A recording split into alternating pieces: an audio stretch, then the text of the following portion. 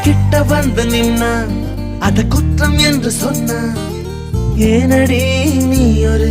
தீய செய்த பெண்ணா கொக்கு வந்து போனா அட நெஞ்சம் சொல்லும் தானா